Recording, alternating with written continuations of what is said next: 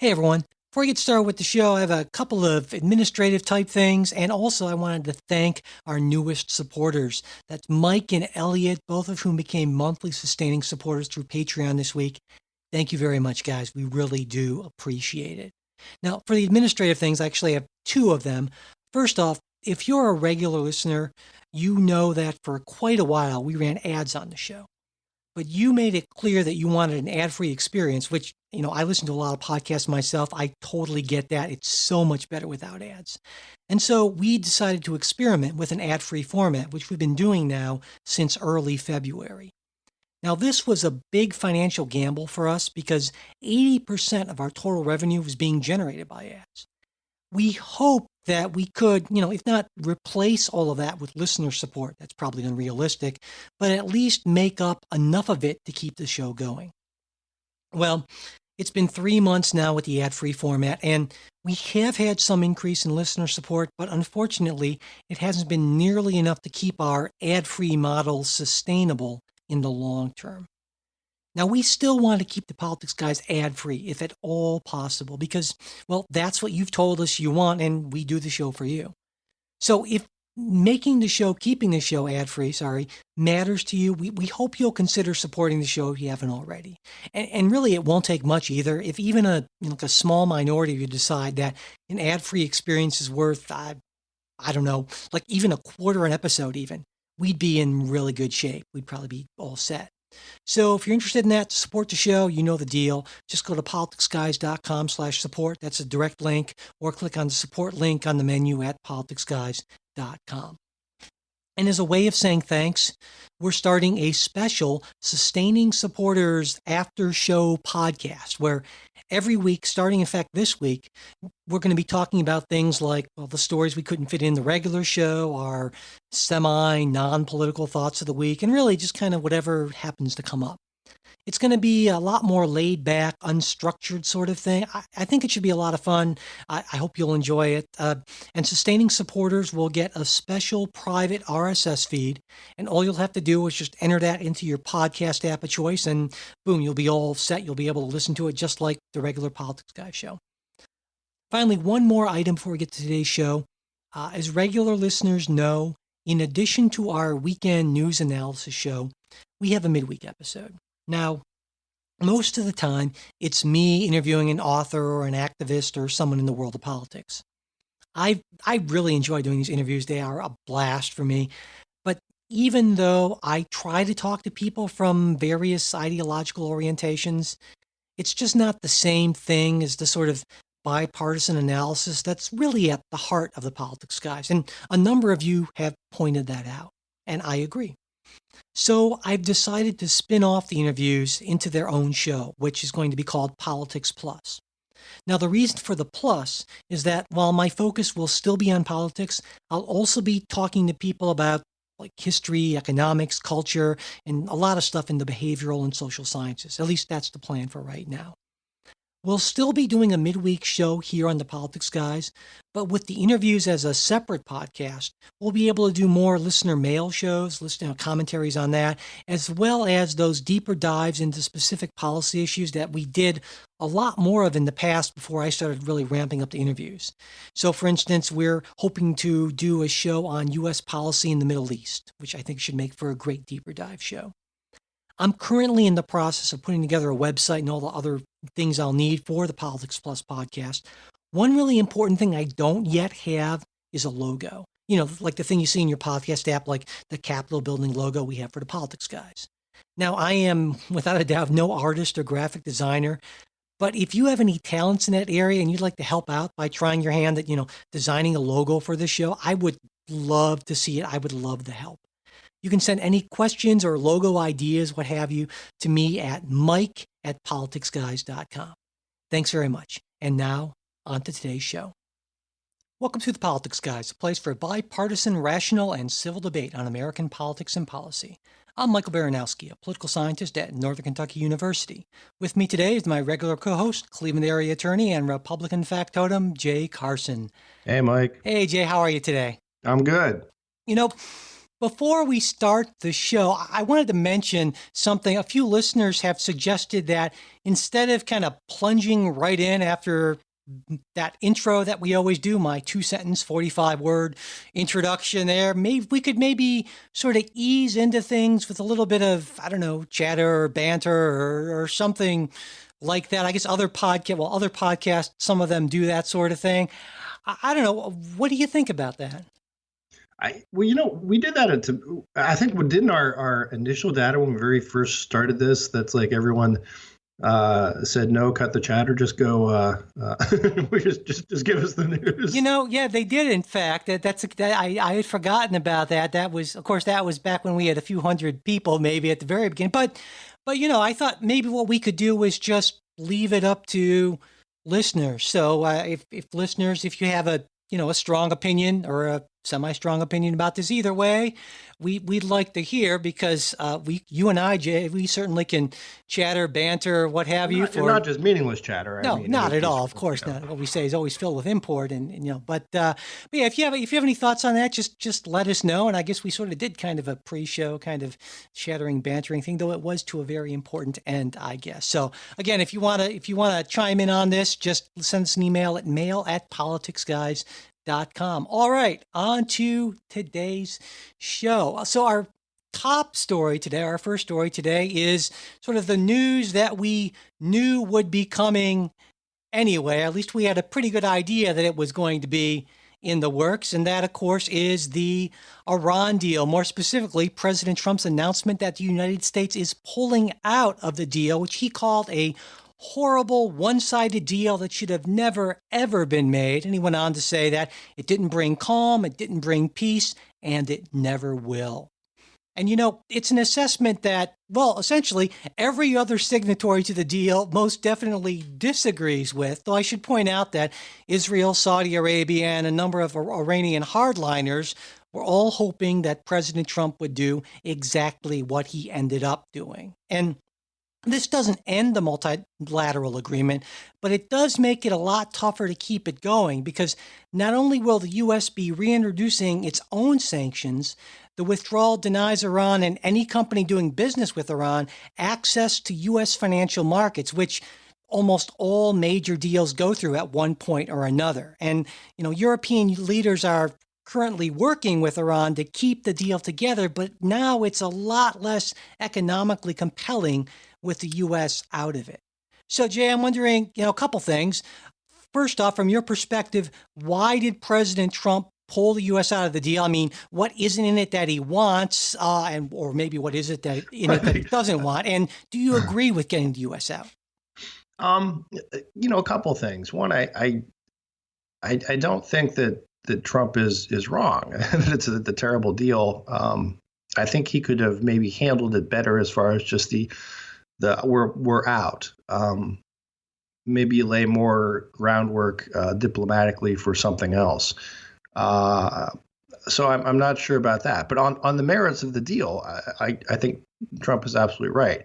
I think there's evidence, and let's go back. I mean, I guess the value of this deal to the U.S., to the West, is the idea that the Iranians will not be moving forward with building a nuclear weapon for at least 15 years. So to the extent there is any benefit to the West, the benefit to the Iranians is that they get money that had been held up, frozen in U.S. bank accounts, plus a relief from sanctions that prevented them from selling and buying throughout the world. So the problem is that the deal is sort of front weighted towards Iran. Iran is essentially getting the money up front. The West is getting a promise that they will not continue to build nuclear weapons, and there was sort of other pieces sort of implicit in that you're not going to threaten your neighbors, you're not going to test ballistic missiles, writing death to Israel on them, and so forth. So. Can I just ask a question here, just really quick before you go on? Just to clarify, when you say that Iran is getting the money up front, you mean that the assets that are actually their money in assets that were frozen in the United States decades ago. Is that what you meant by Correct. getting the money up front? So it's Correct. not like they're getting new money; they're getting their money back, essentially. Well, Okay, right. I just want to. Okay, Unless you want to make the argument they they forfeited. Well, you can make an argument that that money belonged to a prior government and was stolen by force by the current government. you mean in the revolution and so forth? Right. Okay. But yeah, it's there was essentially the old money that had just been being held sitting in a bank, for lack of a better way of phrasing it, and then the new money, which is based on new commerce and sanction relief. They got that. They got it, a lot of it in cash, which, again, the Iranians promised, not so much in the agreement, but to their people and to the world, that we're going to use this to help rebuild our infrastructure, to modernize our country. It's going to be super. We're going to fill the potholes. We're going to fix the bridges. What they did instead with it was plowed it into supporting Hamas and other terrorist groups to further destabilize the region. And most notably, I mean, their current adventures in Syria are being funded by this by their newfound cash. So, to me, it's hard if the idea is that we've got to, this is somehow getting us peace. I think Trump's right, and it's not. We've essentially they're taking more money to do more belligerent things. The second point is we don't really even know if they are agreeing to the non-proliferation portions. I totally disagree. I mean, on that point, I'm going to push back hard because the inspection regime is just incredibly intense, and we know with about as much certainty as you can ever know that they are not doing that sort of thing. I mean, that's if you read about the details of the inspections. I mean, they are keeping their end. So it's one thing to say that the agreement was a bad agreement. I think you make, at least I don't necessarily agree on everything, but I think you make a case. But in terms of them not honoring the agreement that they signed, everyone essentially is saying that they are in fact honoring the agreement. We just decided it's no longer a good agreement for us. Well, no, I would say the Israelis disagree. No, the Israelis don't disagree. I've put together some compelling evidence that Iran is come cheating. on. It's not about cheating. If you look at their quote unquote compelling evidence, it's about past actions. Their evidence has nothing to do with what Iran has done since the agreement has been signed. So that's a total red herring. They are complying with the agreement. And so we just want to get out of it because it's not a good agreement for us. And again, that's a different issue, but saying that they're not honoring the agreement, that's just bunk. All right. I'll let you have that. And, but again, let's put it this way. The agreement, even if we just want to go back to say we think it's a bad agreement for the U.S. Sure. That's and the other thing I think we need to hit on is that this is not a treaty.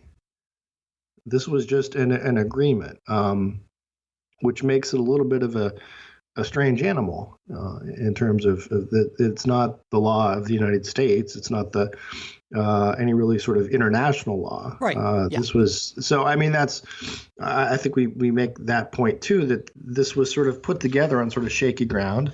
And I think there's something to that ought the United States people to be governed by an agreement that was not approved or not ratified. Well, and we do it all the time, Senate. though. Executive agreements Sure. are, and it just means that the president has the authority to pull out of them essentially whenever he wants, and that's fine. But I want to, did. Yeah, exactly. I want to get to one point actually of agreement with you and with President Trump here is that I agree that the things that the administration wants here are good things. They want to crack down on missile development. And that's a good thing, certainly. They want Iran to interfere less in the wars in Syria and Yemen, and I think that's a very good thing. And they I might even say a goal: interfere not at all. Well, yeah, exactly. But but still, you take what you can not shoot get. missiles at any other countries. Right, and also they want no sunset on the nuclear material, nuclear proliferation. Those are all good things, absolutely. And so this kind of comes back to a point that you sort of hinted at earlier: is that there is a way to deal with these things, and just kind of pulling out. That seems to be the kind of the Trump strategies. Well, again, and I talked about this. I think he's going to walk away from the table. Exactly. Right. Take my ball and go home. And the problem with that, as we talked about last week a little bit, from my view, is that not only does it damage U.S. credibility.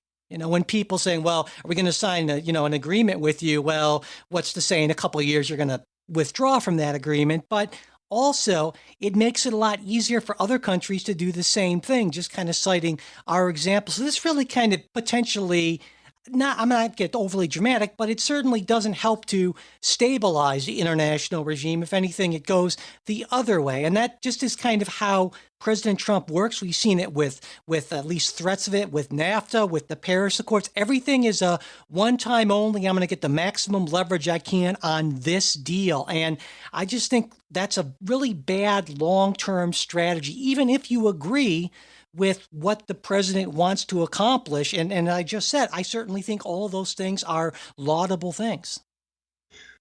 No, and I'd say you're not wrong there.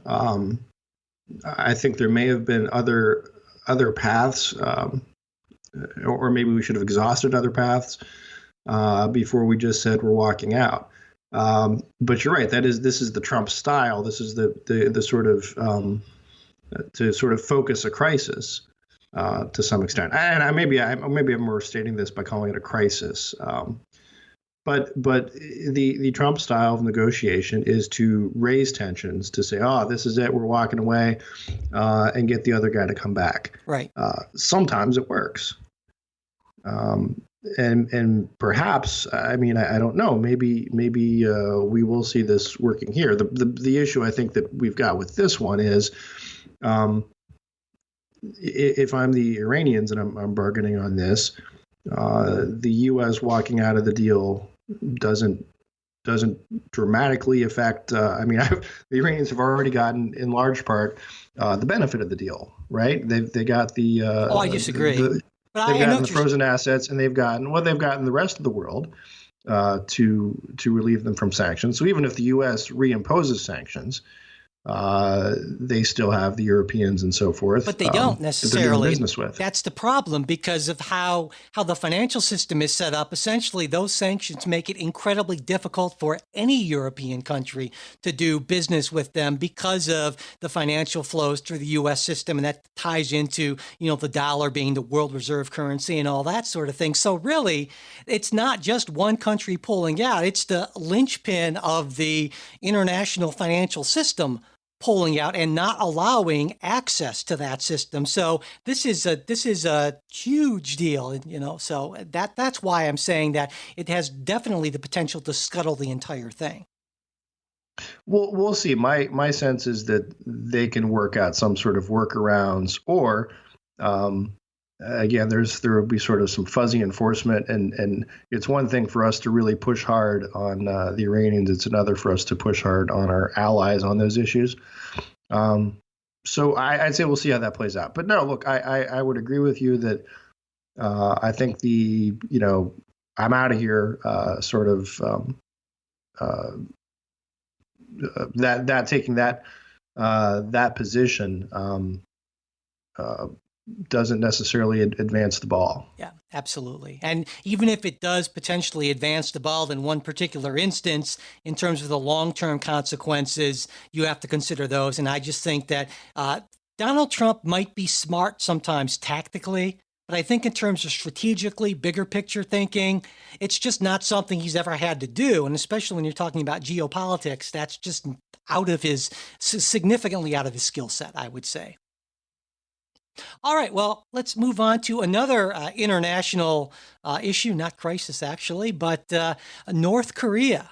where we now finally know the where and when of the North Korea summit. It is going to be, what is it, June 12th June 12th, I in think. Singapore. Yeah. And the president made the announcement on Twitter shortly after welcoming home those 3 American prisoners that North Korea had been holding as alleged spies. Right. Now, the president, who obviously in the not too distant past referred to Kim as, little rocket man and all that kind of bellicose sort of stuff.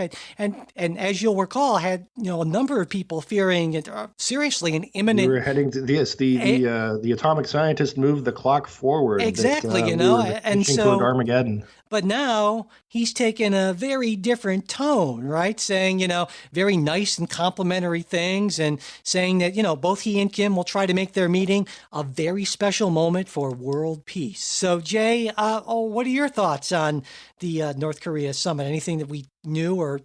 Well, here's the thing, and I think this is interesting when you compare it to the Iran situation, because you and I both said back 3-6 months ago, when Trump was making these statements and calling him Rocket Man and saying our buttons bigger than yours and so forth, the foreign policy establishment and all right thinking people sort of just shook their heads and said, "Oh my God, this is terrible. This is not how you conduct diplomacy.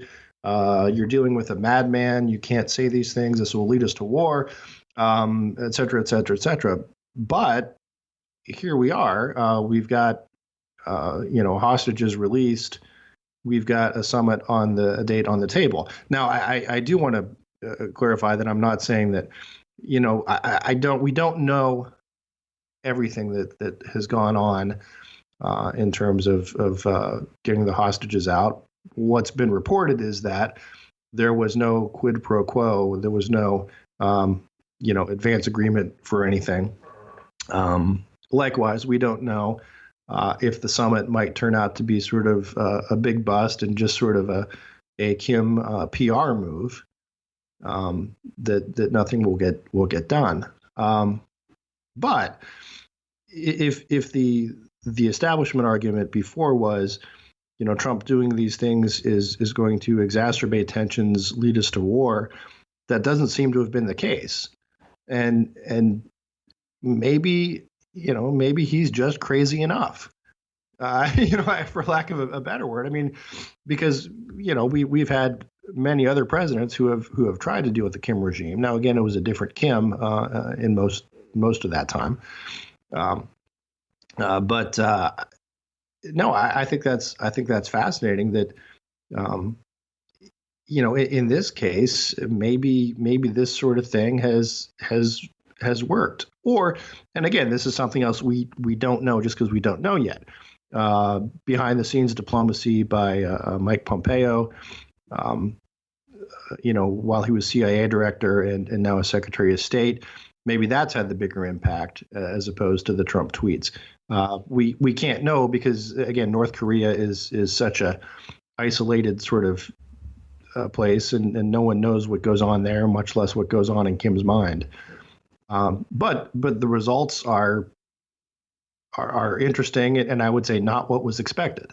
Yeah, I would echo essentially everything you said. And again, it seems like the administration has a appropriate degree of skepticism about what might come out of it. At least we've heard that from a number of top figures. And one thing that I'll just add that's sort of semi-related is it sure is different for President Trump now to have a Secretary of State who he trusts, who he feels comfortable with. And Tillerson was one of that first wave. We're talking about first and second waves already. Says a lot about the Trump administration. But the idea that he was one of those administration-y type people who really didn't fit in with kind of the Donald Trump style and worldview and that. And, so I think Mike Pompeo might actually be an upgrade at Secretary of State, not just because Donald Trump trusts him a lot more, but also I wanted to point out something I won't get into in detail, but Pompeo actually seems to think that the State Department matters and that it should have employees and ambassadors and things like that, whereas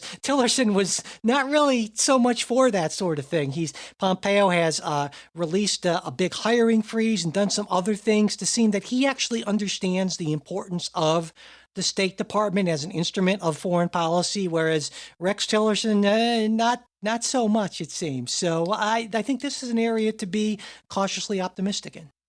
Yeah, yeah, and again, we wait and see how it plays out. At the end of the day, one could argue Kim comes away with the victory because he gets the big upfront summit, and we're talking to him, whereas before we wouldn't talk to him at all.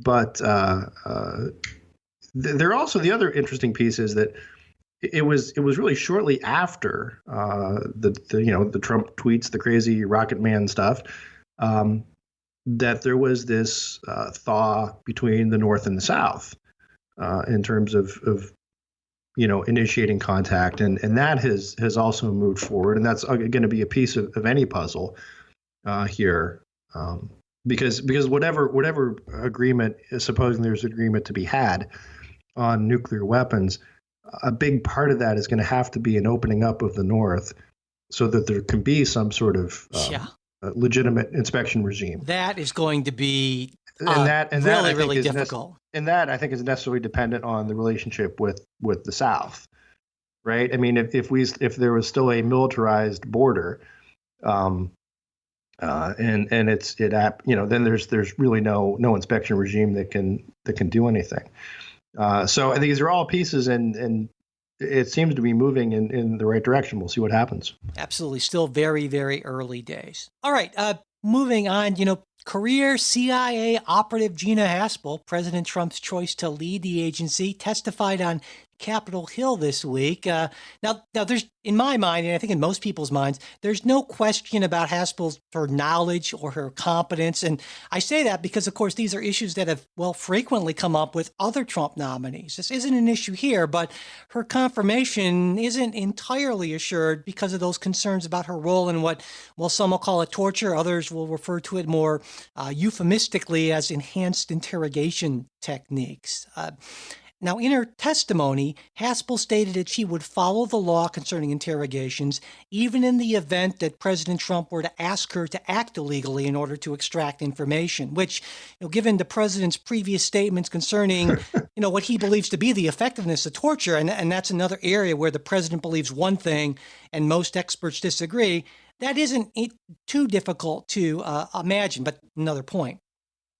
But despite claiming that she has a strong moral compass and wouldn't do anything immoral, even if it was in fact legal, she wouldn't take a position on the morality of waterboarding or any of those other enhanced interrogation techniques previously, documented to be used by the agency, like keeping people awake for up to a week at a time, extended periods in what are called stress positions, rectal rehydration, and things like that. Now, Senator John McCain, who knows a lot about torture because he experienced it firsthand as a Vietnam POW, said, Ms. Haspel's role in overseeing the use of torture by Americans is disturbing. Her refusal to acknowledge torture's immorality is disqualifying. Now, I'm with Senator McCain on this one, Jay. What about you? I think your mistake is looking at this on the merits.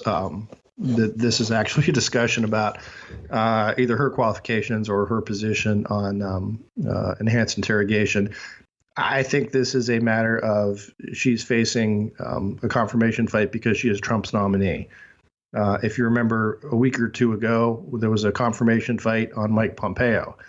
This is just sort of a Democrat resistance. Anybody Trump nominates now, they will seek to oppose. It's also, I think, instructive to look back on when we talk about enhanced interrogation and so forth, the people who knew about it, the people who were briefed on it, the so-called congressional gang of eight, of whom many were Democrats and who are now screaming that this is horrible, knew and approved what was going on. She was I don't want to say underling, but she was not the decision maker at the CIA, and there was legal clearance. It had been vetted. It had been approved by Congress. So I think taking her to task on these issues now is just a way of taking a shot at Trump. Likewise, John McCain will never miss the opportunity to take a shot at Trump. Um, his concerns may be, certainly real, but I don't. Let's put it this way: I don't see any evidence that Haspel would violate the law, would do something that something the president instructed her to that she believed violated the law, or that she would somehow campaign to bring back torture or something like that. I'm just not seeing this. It looks to be that she is a eminently qualified person. She would be the first woman CIA director, which again, for all the wringing of hands and gnashing of teeth we have over Trump and women, here we have a strong woman who is perhaps being criticized for being too strong, stepping into a really vital role. And I think this is more about Trump than it is about Haspel. I certainly agree to the extent that Senator McCain and President Trump don't have exactly a very cordial past, but I also think that torture has been an issue, understandably a very personal issue for Senator McCain for a long time now. And it's not just been a Donald Trump type issue. I would have expected him to come out strongly in this same way, regardless of who had been president, if that person had nominated someone who had taken part in that. And okay, on one hand, but if that's the test, I mean, doesn't that disqualify pretty much any CIA employee from the past 20 years, 30 years? Not necessarily. I mean, there are certainly employees who didn't have that direct connection to those activities, though it certainly would, you're right, it would disqualify many of them. And I think, you could argue rightly so. Now, in one sense, I'd say, okay, she was sort of taken down a path to put her in a no-win situation, right? Because you say, well, when she said she wouldn't do anything immoral, even if it was legal, well, of course, right then the next question that any of these, attorneys right in Congress, which is full of attorneys, would ask, right, is, well, so then you think that these enhanced interrogation techniques must have been, they must be moral, right? Because you did them and you said you wouldn't do anything immoral, even if it's legal. And then that gets into a whole argument, which is why she didn't answer that question directly. She answered like a bureaucrat, essentially. But I guess my larger point is this is yet another tone-deaf nomination by the Trump administration. So, I mean, just why would you? There are plenty of qualified people. Not plenty. I mean, it's not like there are thousands of qualified people, right? But there are certainly, I'm willing to bet, dozens of at least a dozen qualified people who could run the CIA. They should go to who were the guys we used to advertise for? ZipRecruiter, yeah. ZipRecruiter, exactly. But I mean, and oftentimes, in fact, there's a tradition of CIA directors coming from outside of the agency, right? Just like, like Mike Pompeo and so forth. So knowing the sensitivity of this issue, and rightly so, I think the sort of things that we engaged in, these I'll call them torture techniques, were just morally repugnant. And nominating someone who had a direct supervising role in this, I think it's just an awful thing. I don't think she should have been nominated in the first place. And if I were in a position to vote, I certainly wouldn't vote to confirm her. Well, and you know who else wouldn't vote to confirm her, and who has made statements that he wants to come before the Senate to testify is Khalid Sheikh Mohammed, also not a fan. It's been read that maybe the best thing that could ever be done for Haspel would be to bring in Khalid Sheikh Mohammed to testify against her. I would be comfortable with her as our CIA director, and I understand where this is. We can have a difference of opinion, but again, I don't think this is so much a merits issue as is just a Trump nominated her issue. I wouldn't have cared if Barack Obama or Hillary Clinton or anyone would have nominated somebody like this. To me, it's a moral issue. You wouldn't have. But I think most of and quite honestly, I would say though, most of the folks had Hillary Clinton or Barack Obama nominated her, My point is, you might still be making those objections. I don't think the people who are making those objections now would be making them. Maybe you're As right. they, I have to and admit, again, no, as these it's are a fair folks who point. signed off on the Sure, waterboarding back in the day in the sure, first place. fair So. point, fair point. Right. Well, what about some domestic politics? On Tuesday, the 2018 election season began, I had more or less in earnest. We have primaries in 4 Republican leaning states. We had Ohio, West Virginia, Indiana, and North Carolina. And, I'm sure listeners know Republicans have only a 51-49 advantage in the Senate. So I thought we'd focus on the 3 Senate election states because all of them have imperiled Democratic incumbents who are defending their seats, starting with Ohio. Now, Ohio is kind of different because the focus there was on the governor's race. I have to mention that because, of course, one of my favorite all-time people in politics, former Consumer Financial Protection Bureau head Rich Cordray, he turned back a challenge on his left flank from former congressman and Cleveland boy mayor back in the late 70s, Dennis Kucinich, to win the nomination. UFO enthusiast. Yeah, that's right. He has if you ever want a fascinating history, Dennis Kucinich, absolutely. Now in November, Cordray is going to face off against, the guy who beat him in the 2010 Attorney General's race, and that's Mike DeWine. But in the Ohio Senate race, we have Democratic incumbent Sherrod Brown, and he ran unopposed, as one might expect. And on the Republican side, Congressman Jim Bernassi defeated Mike Gibbons, who I believe is a Cleveland area businessman for the... Mike Gibbons, there was a handful of other also ran opponents that he had in that race. So I know, Jay, you are certainly keyed into Ohio politics. What are your thoughts about the primaries in our state? My first thought, again, I'd say you and I, some maybe in the after, we could have some great stories about our experiences with Dennis Kucinich. Oh, absolutely, yeah. There was in a class where he and former city councilman George Forbes almost came to blows, and Mike and I sort of like sitting in the middle of it all. Well, the best class I ever had in college. Yeah, absolutely. But in any event, and also in fairness and full disclosure, Congressman Kucinich and I have clashed publicly on occasion, all in good fun and so forth. But I think the primaries, for the most part, in Ohio in particular, and I would say in the other states, look to me to be sort of a return to normalcy. Looking at those races, it's sort of the people who I thought would won by about the margins that I thought they would. And it was sort of a establishment sort of victory. Now, you can say Rich Cordray is further left for the establishment than what you would typically see, but certainly not as far left as Dennis Kucinich. Likewise, Renacci, there's a little bit of an interesting backstory there, too. He was sort of I don't want to say last minute replacement, but originally the candidate was going to be State Treasurer Josh Mandel, who chose not to run because of some personal family reasons. So Renacci stepped in. Renacci was a Trump favorite and Trump populist, former car dealer.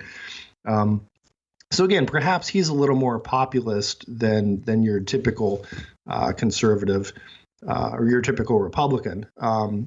But the folks who were trying to, in some cases, out Trump did not win, either in Ohio or West Virginia. Yeah, especially I want to mention West Virginia because Don Blankenship, that convicted criminal, coal baron guy who was saying crazy stuff about Mitch McConnell. Even President Trump tweeted, "Don't vote for this guy," essentially. So, and that obviously was a big disappointment to Democrats, especially Joe Manchin, who's technically he's a Democrat, but he's holding on by the skin of his teeth and tries to vote as Republican as he can kind of get away with, basically. That's going to supported the Haspel nomination. Yeah, that's going to be a really tough race, certainly, and it would have been a lot easier if Blankenship had won. But instead, he's going to be facing right now the guy who's currently the Attorney General of West Virginia, Patrick Morrisey. Yeah, and then you had Indiana, and not to be confused with the mopey British singer. Definitely not, right? Different guy. But in Indiana, Joe Donnelly, he's a Democratic incumbent, and he's for a while been considered one of the most in danger Democrats running for re-election, and there was on the primary side for the Republicans. That was one of the most expensive and nasty primaries. I don't know if that's going to necessarily help Donnelly a whole lot, but that was kind of a surprise because it was sort of a newcomer, Mike Braun, who kind of pulled off an upset, essentially beating two more established people, both representatives in the House, Messer and Rokita. So I don't know if that helps a lot. Certainly, that doesn't necessarily hurt a whole lot, but still, I think Donnelly's going to be lucky if he can pull out a victory there. Yeah, but to me, there were not any big, and you mentioned the Braun situation, but he's not necessarily an outsider. Right, he's not a nut of Blankenship. In the extent that Blankenship was, exactly. And so to me, if the Trump year was sort of the year of, hey, it's the outsiders, it's the the non-establishment people. In this case, I mean, I guess my point is, for the most part, the establishment won, and albeit you can say the establishment on both sides is maybe has shifted a little bit, but it was not surprising. Let's put it that way to me. Yeah, and this doesn't change. And which also shouldn't be surprising if you're talking about primaries, which are in large part controlled by, to some extent, the establishment. I mean, that's why they're the establishment. So. Right. Yeah, and this doesn't change my sort of general expectations about what's going to happen in November, really at all, essentially. So, well, Donald Trump, you recall candidate Trump talking about draining the swamp as president? Sound familiar? Yeah, it seems to me so far that doesn't exactly seem to be happening. I think the phrase is you come in wanting to drain the swamp and the swamp drains you. I don't know. I think you could argue Donald Trump is the swamp. But anyway, this week, right, it was revealed that former Trump personal attorney Michael Cohen, that's the guy who paid, of course, famously $130,000 in hush money to former porn star Stormy Daniels. And by the way, Jay, I want to point out, I checked. Former is a fair description. IMDb, the Internet Movie Database, says that she hasn't appeared in a porn movie in several years, which is like a lifetime in that particular cinematic field, genre. I guess you could say. Yeah, genre. Thank you. And it turns out, of course, that we found this week that actually Cohen has a maybe she's just waiting for the right project. You never can tell, huh? But Cohen has a fairly impressive, he's put together a fairly impressive list of contacts with the swamp, right? I mean, we found out this week he's taken in millions of dollars from various corporate interests. They include AT&T, Korea Aerospace Industries, the drug giant Novartis, and an American subsidiary of a company that's owned by a Russian oligarch close to President Vladimir Putin. Now, of course, the companies involved say, oh, no, we didn't hire Michael Cohen to lobby. And that's an important point, actually, because if they did... There's a regulatory scheme for lobbyists. Exactly. Not only did he have to register as a lobbyist, but he also has to disclose clients and income, which, of course, he didn't do. Now, here's my take on this, Jay. I think Cohen is just yet another one of the many, many schemers and scammers that Donald Trump has surrounded himself with, not just in his presidency or his candidacy, but really for his entire adult life. I don't know that what Cohen did is a whole lot worse than what so many other people like him do all the time. And that's both on the left and the right, I should point out, though oftentimes there's more money in it on the right a little bit. But this happens in Washington every day. That said, the one thing that does potentially disturb me is finding yet another Russia link here. I mean, President Trump keeps on claiming that there's no collusion between his campaign and Russia. And I've said this a bunch of times before, I'll say it again. I wouldn't be surprised if the president himself wasn't directly involved in any of this. But this is yet another piece of evidence suggesting a lot of ties between people in the president's orbit. People who have his ear, who talk to him on a regular basis, and Russia, which, by the way, is a hostile foreign power. So that's my take on all this. Jay, what do you think about Michael Cohen's shenanigans? I think you're mostly right. I think this is a situation of he's trying to cash in. And this happens every election. People cash in, people cash out.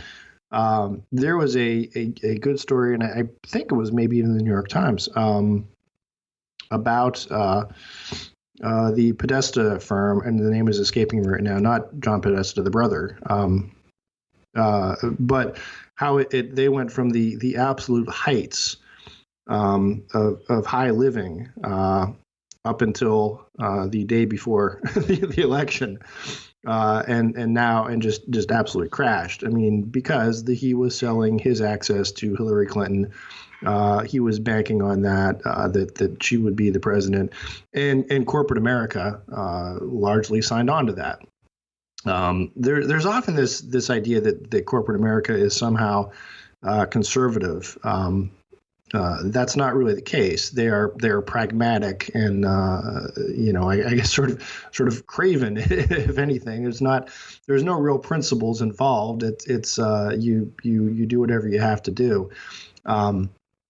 And there are people out there, and Cohen is jumping in this, and it's kind of funny because again, Cohen is someone who didn't really do this before, and all of a sudden says, "Okay, here I've got this sort of lottery ticket." And my sense is the people who were paying him did not get much bang for their buck, and it's I think it's telling that these companies would pay this kind of money. It happens under either circumstance. It's also kind of, I mean, a little bit funny, a little bit ironic. The AT&T, folks who hired him, are now have been fired, which to me is a little bit sad because it's one of those. Look, it seemed like a good idea at the time, and my sense is people were probably all on board and thought this was a great idea when it came up, and then all of a sudden here he is with Stormy D, and it's less of less fitting with their corporate image.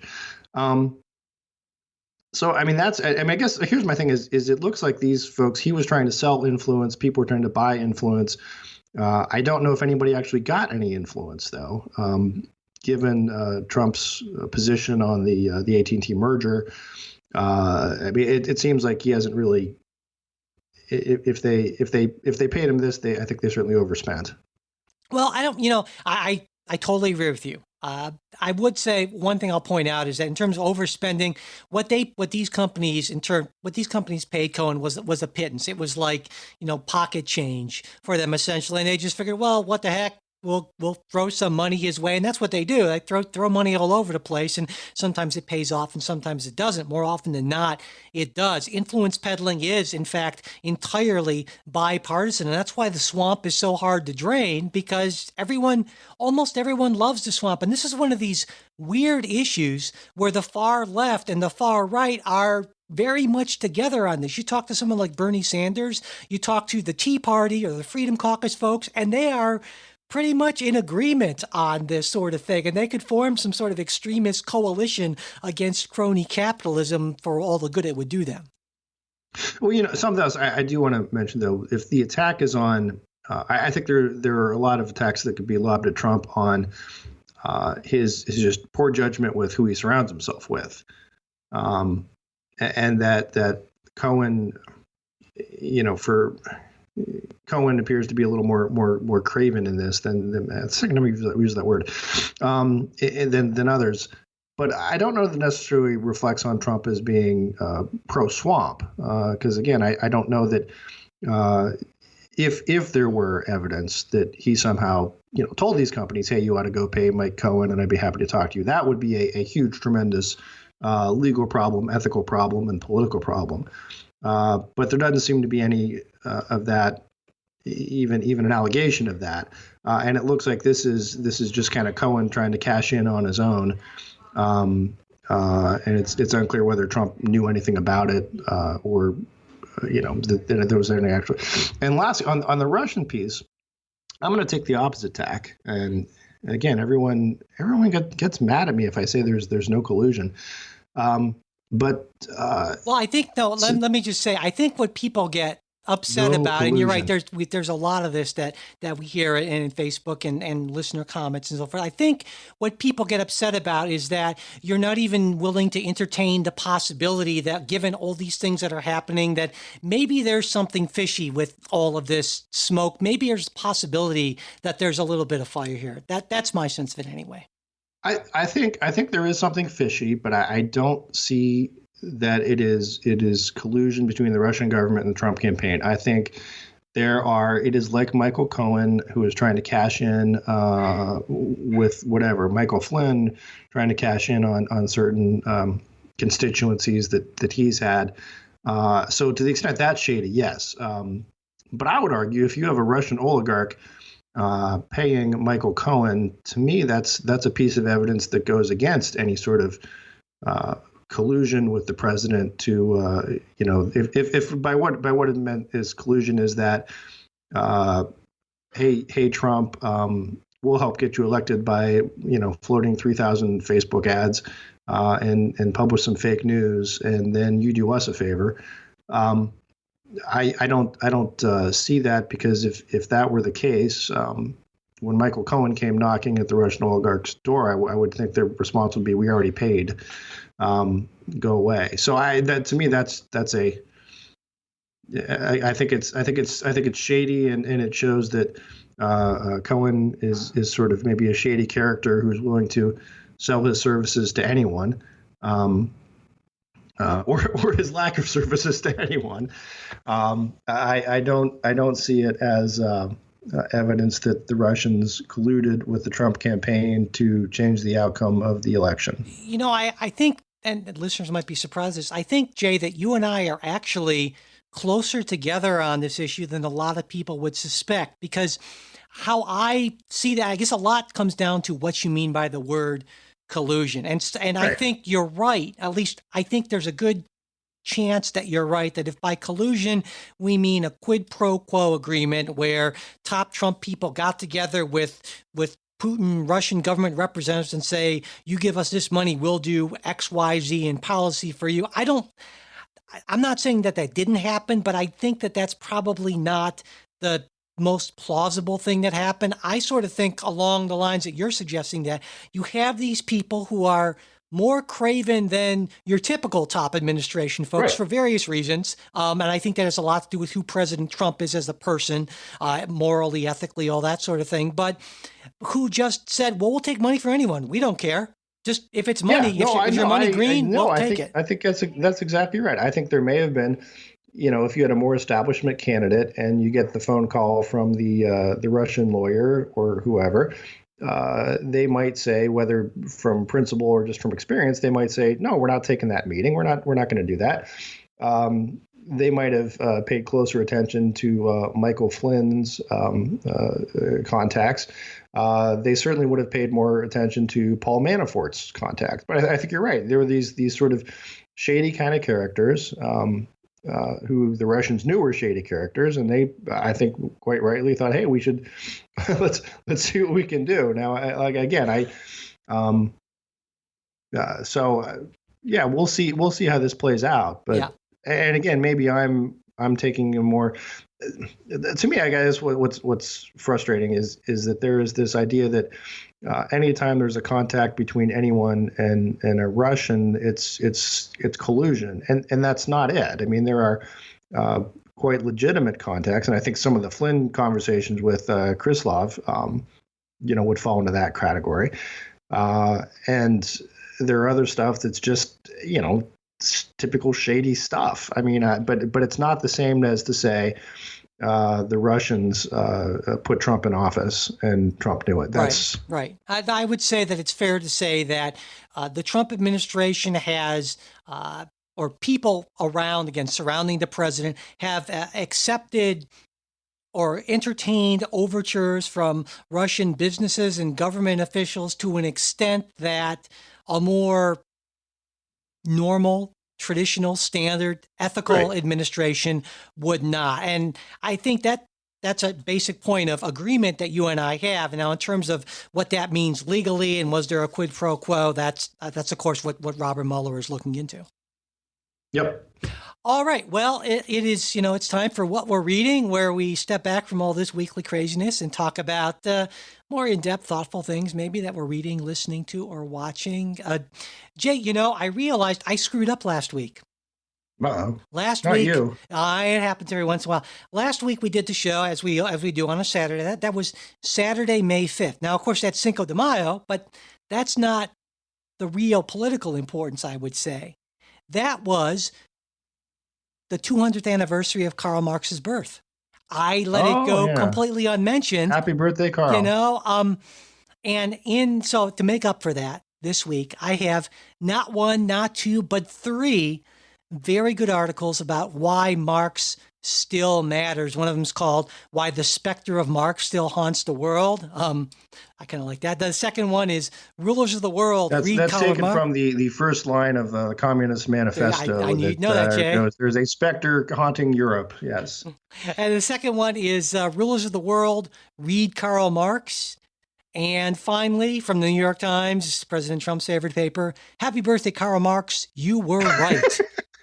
As you would expect from the New York Times. There you go. But you know, they're all, and I think I think Marx Marx is often caricatured, I think, understandably so. He's an incredibly complex thinker and so forth. But I would argue, and a lot of people on the left would argue, is even if Marx got some big things wrong, and I'd say he certainly did, there are actually plenty of things that he got right and plenty of ways in which parts of his thought are still incredibly relevant to today, especially to folks on the left. And so I would definitely encourage you to check out any or all of these three articles, which I thought were very worthwhile.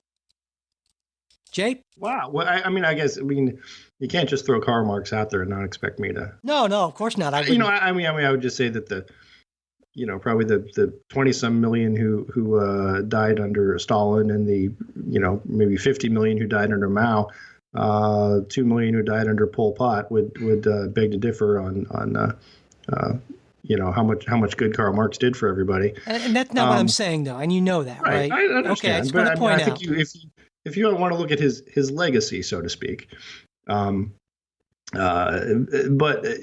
in some respects, I will agree with you. First of all, I think everybody should read Marx, just because, again, of all those millions of people who died, and realizing that this ideology has informed much of what happened in the last century, last century and a half, let's say. And also, I would agree with you in some ways. Marx is correct in diagnosing the problem, right? I think he's wrong in prescribing the solution, though. No, I think there's something. His problem he recognizes is economic inequality, and there are class systems and so forth, and his solution is communism. Yeah, I think like a lot of political thinkers, he's a lot better at, like you say, diagnosing the problem than implementing a solution. That's always the hard part, right? Certainly.